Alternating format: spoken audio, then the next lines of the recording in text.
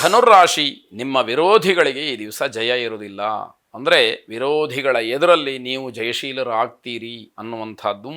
ನಿಮ್ಮ ವಿರೋಧಿಗಳ ಬಗ್ಗೆ ಧೈರ್ಯವಾಗಿ ಕಾರ್ಯಯೋಜನೆಗಳನ್ನು ಮಾಡಿ ನೀವು ಜಯಶೀಲರಾಗ್ತೀರಿ. ಅವರಿಗೆ ವಿರುದ್ಧವಾದಂತಹ ರೀತಿಯಲ್ಲಿ ಅವರು ಯಾವ ಕೆಲಸಕ್ಕೆ ಅಡ್ಡಿ ಆತಂಕಗಳನ್ನು ಪಡಿಸ್ತಾರೋ ಅನ್ನುವಂಥದ್ದು ಮನಸ್ಸಿನಲ್ಲಿರುತ್ತೋ ಅಂತಹ ಕೆಲಸಗಳನ್ನೇ ಯೋಜನೆ ಮಾಡಿ ಜಯಶೀಲರಾಗ್ತೀರಿ ಅನ್ನುವಂಥದ್ದು ಗಮನಿಸಬೇಕಾದಂಥದ್ದು.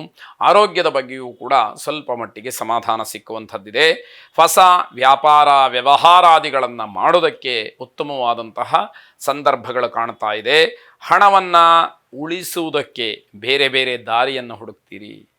ಎಲ್ಲಿ ಹಣವನ್ನು ನಾನು ಹೂಡಿಕೆ ಮಾಡಿದರೆ ಆ ಹಣ ಹಾಗೆ ಉಳಿಯುತ್ತೆ, ಇವೆಲ್ಲವೂ ಕೂಡ ಮನಸ್ಸಿಗೆ ಬರುವಂಥದ್ದಾಗತ್ತೆ.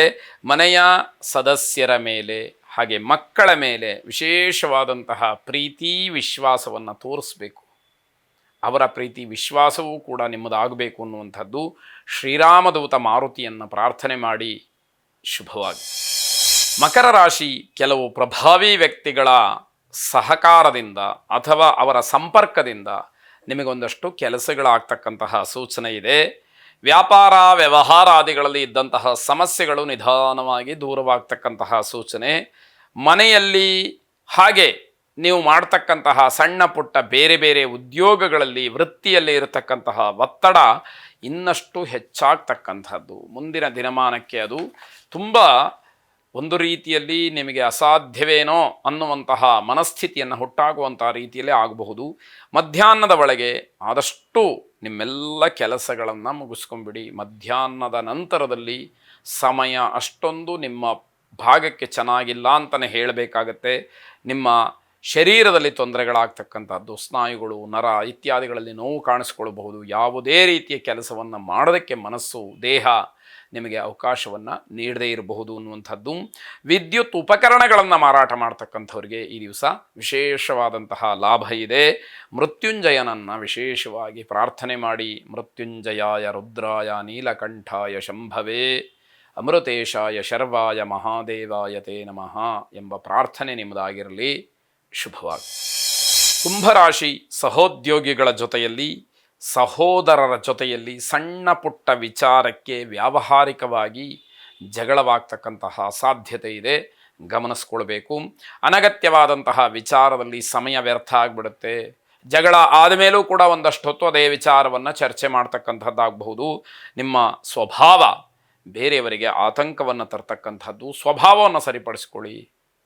ಏನೋ ಸಣ್ಣ ಮಾತು ಬಂತು ಅಂತಾದ ತಕ್ಷಣ ದೊಡ್ಡ ಜಗಳಕ್ಕೆ ಮುಂದಾಗ್ತಕ್ಕಂಥದ್ದು, ಕೈಯನ್ನು ಎತ್ತುವಂಥದ್ದು, ಇದೆಲ್ಲ ತಪ್ಪಾಗಿ ಕಾಣುವಂಥದ್ದಾಗುತ್ತೆ. ಉನ್ನತ ವ್ಯಾಸಂಗಕ್ಕೋಸ್ಕರವಾಗಿ ಪ್ರಯತ್ನ ಪಡ್ತಾ ಇರತಕ್ಕಂತಹ ವಿದ್ಯಾರ್ಥಿಗಳಿಗೆ ಶುಭ ಇದೆ. ನಿಮ್ಮ ಪ್ರಯತ್ನವನ್ನು ಮುಂದುವರಿಸಿ ಉತ್ತಮವಾದಂತಹ ವಿದ್ಯಾಭ್ಯಾಸವನ್ನು ಪಡ್ಕೊಳ್ಳಿ ಅಂತಕ್ಕಂಥದ್ದು. ನಿಮ್ಮ ಕೆಲಸದಲ್ಲಿ ಹೆಚ್ಚು ಮಗ್ನರಾಗಬೇಕು. ಕರ್ತವ್ಯ ಏನಿದೆ ಅದನ್ನು ಪೂರೈಸಬೇಕು ಅನ್ನುವಂಥದ್ದು. ಸಣ್ಣ ಪುಟ್ಟ ಶಾರೀರಿಕವಾದಂತಹ ಸಮಸ್ಯೆಗಳು, ತಲೆನೋವು, ಮೈಗ್ರೇನ್ ಅಂತ ಏನು ಹೇಳ್ತೀವಿ, ಆ ರೀತಿಯ ಸಮಸ್ಯೆಗಳು ನಿಮ್ಮನ್ನು ಕಾಡುವಂಥದ್ದಾಗತ್ತೆ. ಪ್ರಯಾಣವನ್ನು ಮಾಡದೇ ಇರತಕ್ಕಂಥದ್ದು ಬಹಳ ಒಳ್ಳೆಯದು ಅನ್ನುವಂಥದ್ದು ಸಲಹೆ. ನಿಮ್ಮ ಕಾರ್ಯದಲ್ಲಿ ನೀವು ಕೆಲಸದಲ್ಲಿ ನೀವು ಮಗ್ನರಾಗಿ ಬೇರೆಯ ವಿಚಾರಗಳು ನಿಮಗೆ ದೂರವಾಗಲಿ ಅನ್ನುವಂಥದ್ದು. ತಾಪಸ ಮನ್ಯುವಿನ ಮಂತ್ರವನ್ನು ಶ್ರವಣ ಮಾಡಿ. ಶುಭವಾಗಿ. ಕೊನೆಯದಾಗಿ ಮೀನರಾಶಿ, ಉತ್ತಮವಾದಂತಹ ಭೋಜನ ತಿಂಡಿ ತಿನಿಸುಗಳನ್ನು ಸವಿತಕ್ಕಂತಹ ಯೋಗ ಈ ದಿವಸ ನಿಮಗೆ ಸಿಕ್ಕತ್ತೆ.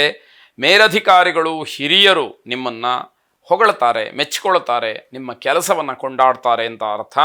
ಮನಸ್ಸಿನಲ್ಲಿ ಯಾವುದೇ ರೀತಿಯ ಪೂರ್ವಾಗ್ರಹವನ್ನು ಇಟ್ಕೊಳ್ಬೇಡಿ. ಯಾರೋ ಒಬ್ಬ ವ್ಯಕ್ತಿ ಸಿಗ್ತಾರೆ, ಪರಿಚಯವಾಗುತ್ತೆ, ಮಾತಾಡಬೇಕಾದಂಥದ್ದಿರುತ್ತೆ.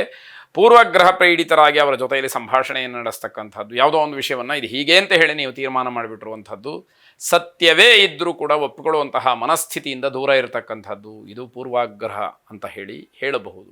ಆ ರೀತಿ ಮಾಡುವಂಥದ್ದು ಬೇಡ ಅಂತ ಅರ್ಥ. ನೀವು ಮಾಡ್ತಕ್ಕಂತಹ ಪ್ರಯಾಣ ಲಾಭದಾಯಕವಾಗಿರುತ್ತೆ. ಅದರಿಂದ ಪ್ರಯಾಣದಲ್ಲಿ ನಿಮಗೆ ಅನುಕೂಲ ಇದೆ. ಅನಗತ್ಯವಾದಂತಹ ವಿಚಾರಕ್ಕೆ ಮಾತ್ರ ಗಮನ ಕೊಡಬೇಡಿ. ನಿಮಗೆ ಸ್ವಲ್ಪ ಆಸಕ್ತಿ ಅದರಲ್ಲಿ ಹೆಚ್ಚಾಗಿಯೇ ಕಾಣುತ್ತೆ, ಆದರೆ ಅದನ್ನು ದೂರ ಮಾಡಿಕೊಳ್ಬೇಕು ಅನ್ನುವಂತಹ ಸಾತ್ವಿಕವಾದಂತಹ ಸಲಹೆ ಇಲ್ಲಿಯದಾಗಿರುತ್ತೆ. ಕೆಲವು ಸವಾಲುಗಳನ್ನು ಎದುರಿಸಬೇಕಾದಂತಹ ದಿವಸವಾಗಿರುತ್ತೆ.